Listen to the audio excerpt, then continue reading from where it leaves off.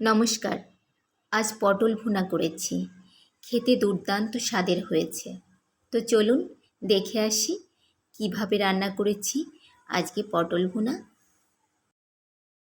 প্রথমে পটলগুলোর দুমাথা কেটে হালকা খোসা ফেলে দিয়েছি, ধুয়ে রেডি করে নিয়েছি। আর মশলা দিয়েছি শুকনো ঝাল, জিরা আর পেঁয়াজ। এরপর পটলগুলো একটা গামলার মধ্যে নিয়ে নিলাম।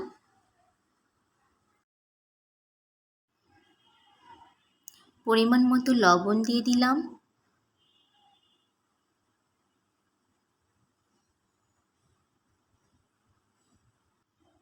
আর পরিমাণ মতো হলুদ দিয়ে দিলাম। এরপর হলুদ লবণ পটলগুলোর গায়ে ভালো করে মাখিয়ে নিলাম।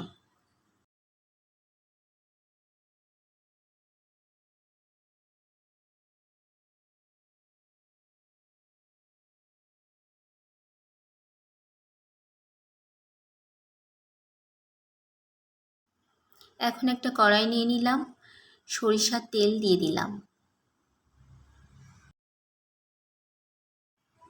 এবার হলুদ লবণ মাখিয়ে রাখা পটলগুলো দিয়ে দিলাম। এপিট ওপিট করে খুব ভালো করে তেলে ভেজে নিচ্ছি পটলগুলো।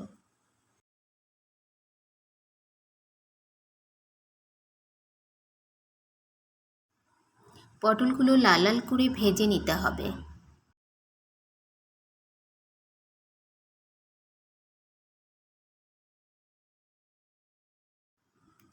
এবার পটল ভাজি হয়ে গেছে, এখন উঠিয়ে নিচ্ছি।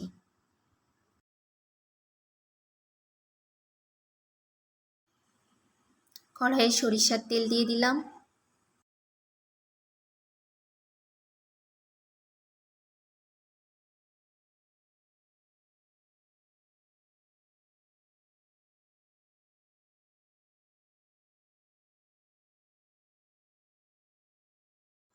সরিষার তেল গরম হয়ে গেছে, এখন বেটে রাখা মশলাগুলো দিয়ে দিচ্ছি। পেঁয়াজ, শুকনো ঝাল আর জিরা বাটা দিয়ে দিলাম।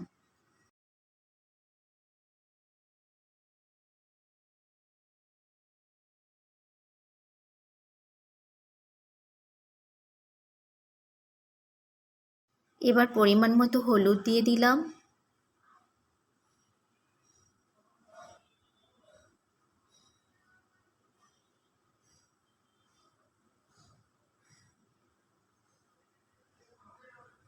পরিমাণ মতো লবণ দিয়ে দিলাম।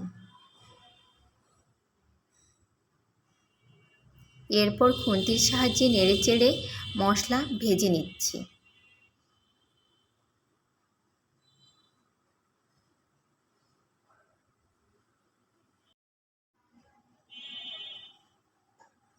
মশলা যাতে কড়াইয়ের গায়ে না লেগে যায় তার জন্য অল্প একটু জল দিয়ে দিলাম। এরপর ভেজে রাখা পটলগুলো দিয়ে দিলাম। এখন খুন্তির সাহায্যে নেড়েচেড়ে মশলা পটলের গায়ে মাখিয়ে দিব।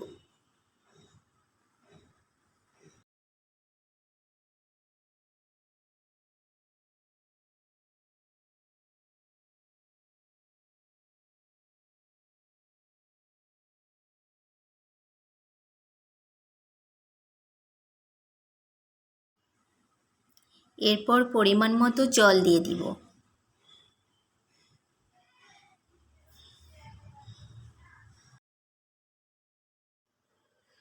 এখন ৬-৭ মিনিট ঢাকনা দিয়ে রেখে দিব।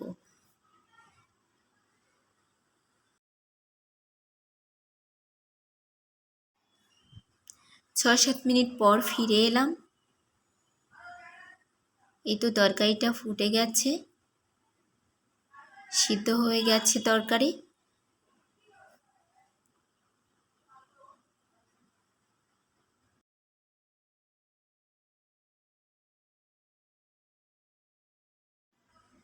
এবার তরকারি নামিয়ে দেবার কিছু আগে থেতো করে রাখা গরম মশলা দিয়ে দিলাম।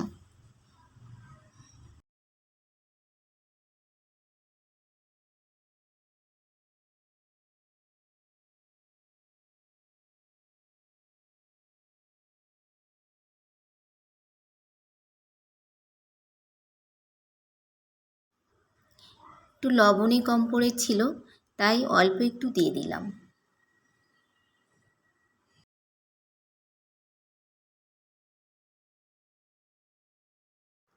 এবার অল্প সময় জাল দিয়ে নিব।